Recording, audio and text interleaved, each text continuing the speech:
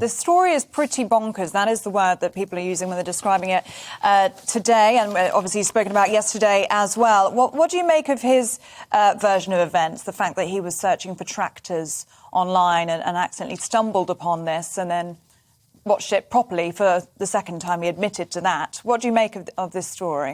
I think the fact that he was initially searching for tractors adds some complexity to the story, given that he is very diplomatic. Given that he's a farming man himself, and then he stumbled across a tractor site that perhaps had some different kinds of tractors on it. So I think it's an interesting, turn of events. It's like alternative facts. Is it like alternative facts? Different kind of tractors on it. Well, it's the morning, isn't it, on a Sunday? So we can't get too explicit.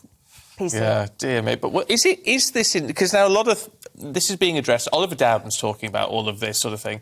Is it indicative of a problem within the House of Commons? I think it's clear that there is a problem within the House of Commons when it comes to sexual misconduct. I think there are 56 MPs across the House at the moment who are under investigation for sexual misconduct. We're going to have two by-elections in the Conservative Party for Imran Ahmed Khan, who, of course, was charged with sexually assaulting a teenager, and now, because of Neil Parish watching porn in the House of Commons on two occasions. I think that would point to me that there is a problem within the House of Parliament with sexual misconduct, and we need to do something about that urgently.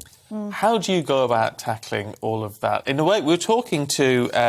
it was John Coulter, Dr John Coulter, who we were talking to yesterday, who's based in Belfast, and he was saying, he said he knew it would be controversial, but what about something like a licence system? In effect, having to pass an exam in order to then stand as a politician, whether local or national?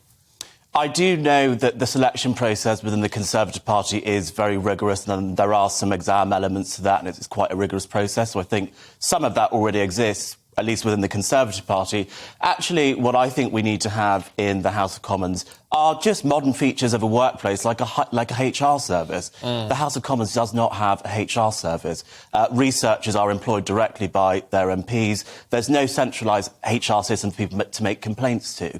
So just these little cogs and mechanisms that are in businesses like GBNews or other companies across the country stops this kind of thing from happening, because it means people can complain, people are held accountable. There are sort of disciplinary processes when people do bad things. Those processes don't exist in the House of Commons.